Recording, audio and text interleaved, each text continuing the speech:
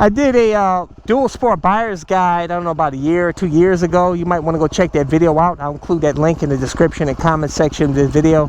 But in this video, I want to talk about 5 things to look for in a motorcycle before you actually buy that motorcycle. Let's go for a ride.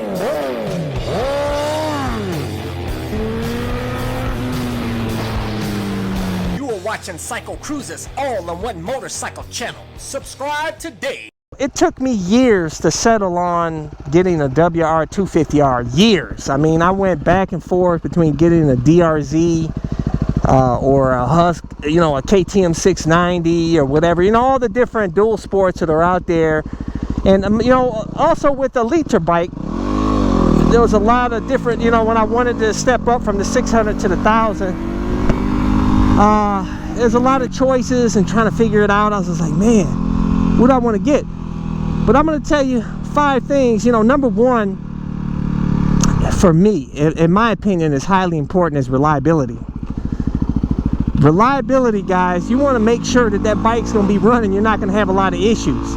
So you're going to want to check the forums, word of mouth. You're going to want to just do your research. That's why I tend to stick with Japanese bikes, because you can count on these bikes being reliable. You know what I'm saying?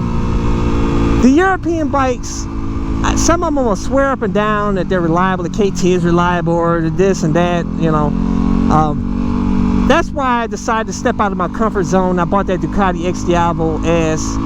Enjoyed that bike. A lot of you guys said it was pretty reliable, and I didn't really have any issues except for that Brembo, you know, rear brake went out, and that was a Brembo brakes issue and not a Ducati issue. But generally, I didn't have any issues with that bike at all. So I only can say positive things about Ducati. So, you know, from that little experience that I had, I owned it for like 9 months only though. But anyways, number 2 is, you're gonna, if you're buying a used bike, you want to figure out how well that bike's been taken care of. A lot of people out there don't record their maintenance. I do, and I tell you, it's a really good selling point when you get ready to sell, to show them that you've done regular oil changes and everything. But you should try to find a bike where somebody has done proper maintenance on that bike. You don't want a bike that's been beat up and hasn't been maintained properly. That's why I always tell you guys to get a used bike checked before you buy it. Anytime you're buying a used bike, you know, it's a gamble. But it helps to know how well it's taken care of. Anyway, number 3 that a lot of people don't realize, don't pay attention to, is suspension. I will tell you, that's one reason why I didn't get the Honda CRF 250L, was because the suspension was not fully adjustable. Some people said it was too soft. From the research I did, and a lot of people, if you want to upgrade the suspension, you pretty much have to put a whole different suspension on it. You really can't do too much with it. And this, as where the WR250R can be upgraded, which I showed you guys. My 3.0 version here, I did have Go Race completely redo the suspension. CycleCruza, this is your shock. I'm getting ready to take it apart. Compression stack. Super Trick Belgian base valve. High flow. That's the guts. That's what makes the magic happen. And it makes a huge difference. I can now make jumps on this bike and not get bounced off of this bike. Oh, man! Oh, man! I got some good at that time, baby. Let's get some slide action now. That Go Race suspension is legit, man. I love the suspension on this bike now. And that's another reason why, you know, that's why I didn't buy the Yamaha FZ09. Everybody tells me it's a fantastic bike, but the suspension has been sketchy. They have not put a proper premium suspension on that bike. I think they have an SP version in Europe they haven't brought over here, where it's marginally better, but they still haven't put a stellar suspension on that bike, because I guess they want to keep it budget. But from what I've seen from other moto vloggers, some of them complain it's like a pogo stick, even though they made some adjustments. You know, you have to get the suspension redone, kind of like I did with the WR250R. That's added expense. By the way, the stock suspension on this WR250R is pretty good. For just basic, you know, you've seen me in my videos, just basic messing around, hooligan riding and you know, a little bit off-road in the woods that I do and stuff. Stock suspension is fine, but if you want to go jump a hill or something, it can get kind of sketchy. But overall, it's pretty decent. And that's, I'll tell you, and that's another reason why I bought the CBR 1000 RRs, because that suspension on there is butter on my CBR, man. In 2012, they put that Olin's fork on there. It's got the balance-free rear shock.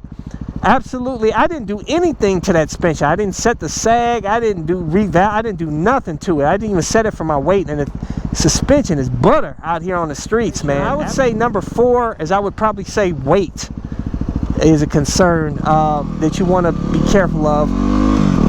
You know, with cruisers, it's not a big deal most of the time, because the bike sits so low, you can't really feel a lot of that weight. You know, the X Diablo had was like 540 something pounds, and that's light for a cruiser. But man, you didn't really feel that weight that much, because it sat, the weight was down low. So the bike, and that bike turned in the corners good, it was good. You didn't really feel that weight too much. Awesome bike, by the way. But you know, when you're dealing with adventure bikes, dual sports, where the bike sits up high, it could be a bit more top heavy. You don't want too much weight, man.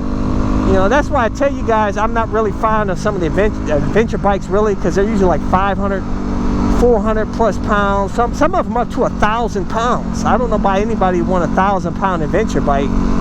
You're not going to do too much but ride on dirt roads. Any off-road you're doing is just maybe some dirt roads. That's about it. You don't want to get cute off-road with a 1,000-pound adventure bike, because if that sucker drops, you're probably going to end up with a hernia. You know, you try to pick that bad boy up. A lot of you guys scoff at me for doing it. You're like, man, you don't need, you should get out the DRZ 400. I didn't care about power as much as weight. I was more focused on, I want to ride it off-road and not feel like a tank when I lift it up. And the DRZ 400 is like 25 pounds heavier than the WR. And this bike is already heavy off-road compared to my YZ. My YZ feels like a mountain bike compared to this bike, man. And this bike is so light, man. Look at this. It's like nothing. Look at that. It's like a freaking mountain bike, man. You know what I'm saying? You know what, before I got the YZ, I thought this was lightweight. Then when I got the YZ, I'm like, man, this thing feels like a beast. Number 5 is you want to pay attention to service intervals. Especially on like older bikes like Ducatis, older Ducatis, man. Those things, it's gonna be that's why people complain about the maintenance on some of them older ones. You know, they're, you know, every like 3,000 miles you got to get the valves checked on those. Some of those are it just depends on the model of the bike, you know. And like I told you guys, you know, with the 450 with converted dirt bikes in the Supermotos, like you got to do valve checks up more often on those too. Like, you know, I have with my YZ, I got to do oil changes more often. But the new Ducatis, by the way, they have longer service intervals. Like I think my X Diablo, I think that was sitting at like 9,000 or something like that, 910 or something. It wasn't that bad at all. So they haven't, you know, lowered. It's not, the maintenance is not as bad. The intervals are much better.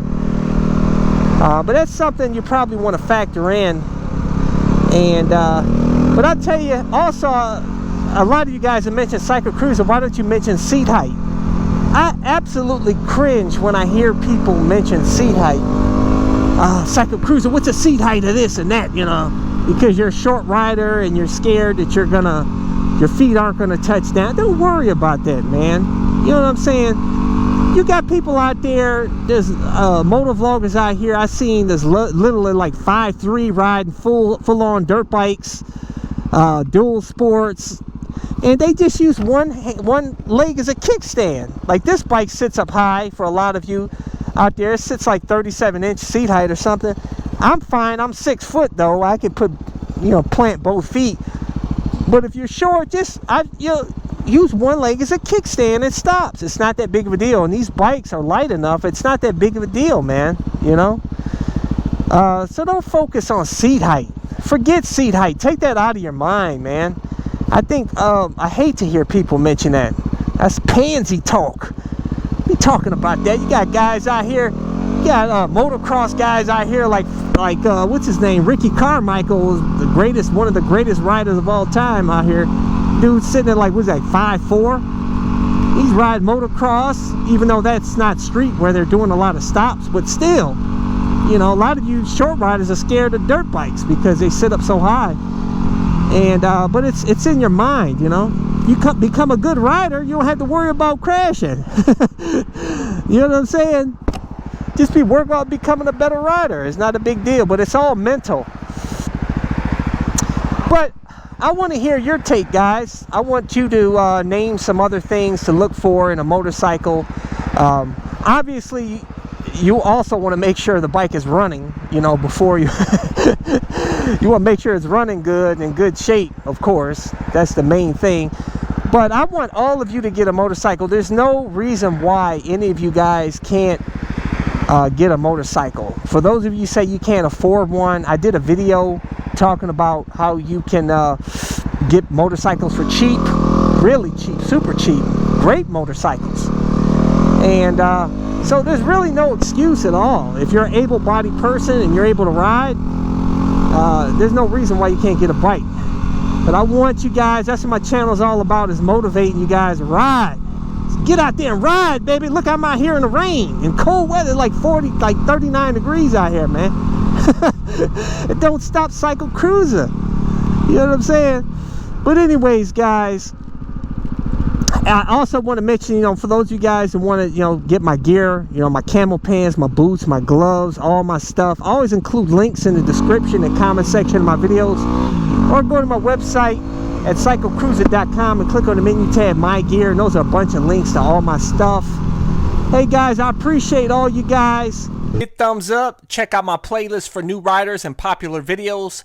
Don't forget to comment and subscribe, and check out my other channel, Bug Out Moto, where I customize a van for my motorcycle so I can live in my van with my motorcycle and travel across the country anywhere.